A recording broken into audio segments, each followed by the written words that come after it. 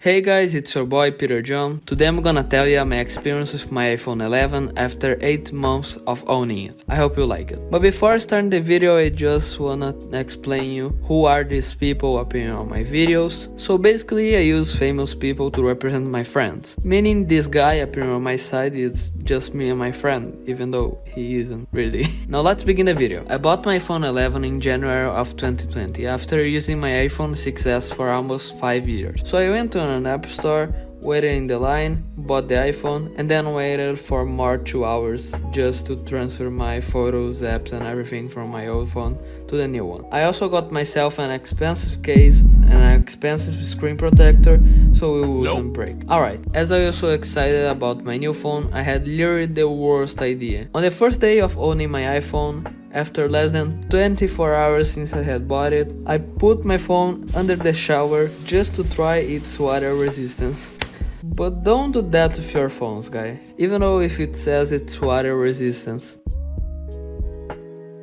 In my case, even Apple says it's not recommended to do that, but thankfully nothing happened with my phone. And my family and I even joked the phone was going to rust. But yeah, this all happened in one day of owning it. Imagine what will happen in the future, you may be thinking, but you learned your lesson, right? Well, so remember I said I bought an expensive case to protect my phone? 2 days after the shower incident, I took the case off just to look at my gorgeous iPhone 11, but it fell on the ground and cracked a bit of the screen. Thankfully, it was just a little bit of the screen, but dude, I had bought that phone only 3 days before and the screen was already broken. But now, let's talk more seriously about the iPhone 11. After the incident, there were more times I spilled water on my phone, but those times were accidental. So it's pretty water resistant when it comes to water drops, spill and everything.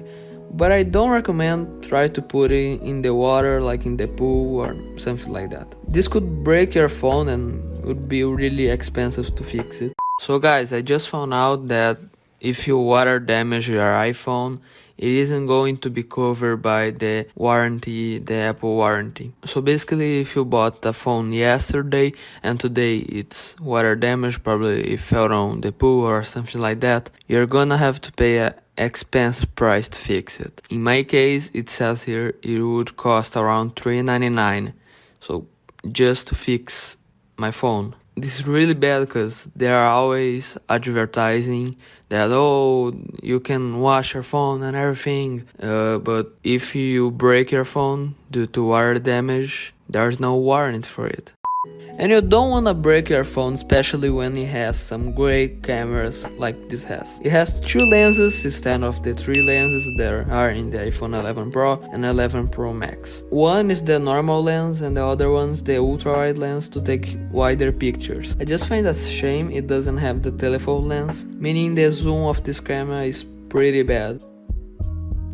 But I think I still prefer the ultra-wide lens since I use it way more than I would use the telephoto lens. And if you wanna take pictures all day, you will need a good battery to last for the whole day, right? So with its battery, I actually had some problems. After just 2 months of using the iPhone 11, the battery health was already on 97%, meaning it had lost 3% out of its battery capacity. But thankfully since then the battery health is stuck, but back then that really worried me. And you also need a good battery to play games when its performance is excellent. Fortnite runs easily in the best quality. Its good performance also helped me when at the beginning of the year I couldn't use my PC and I had to do all my videos on my phone. And now I'll tell you the worst things I found about this phone. The first one being the fact it doesn't have a headphone jack, so instead of buying an expensive pair of AirPods, I just bought this adapter that allows me to charge and use my phone at the same time. Little did I know that would be later my worst nightmare. First months it was pretty good and it worked fine. However,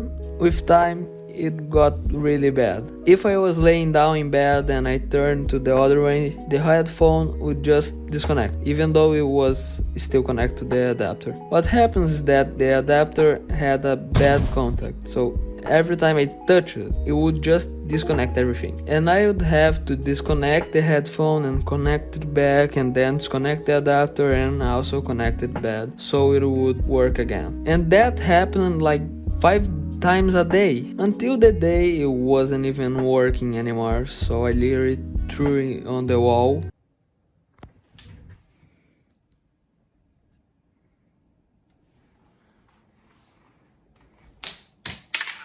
And accepted the fact that there isn't really a way of using the headphone while charging it, at least without paying a lot of money. And another thing I found it kinda bad is the software. Not because what everybody says that it is less customizable compared to Android or anything, but because it crashes a lot.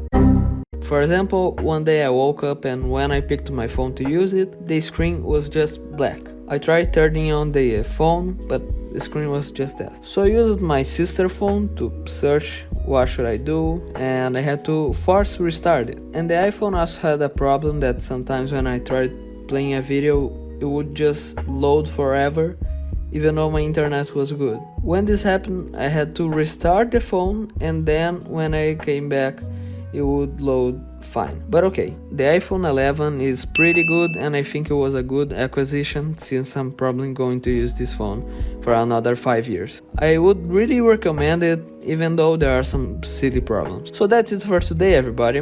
Make sure to leave a like and subscribe, as this video took me so long to do, and until the next one, bye.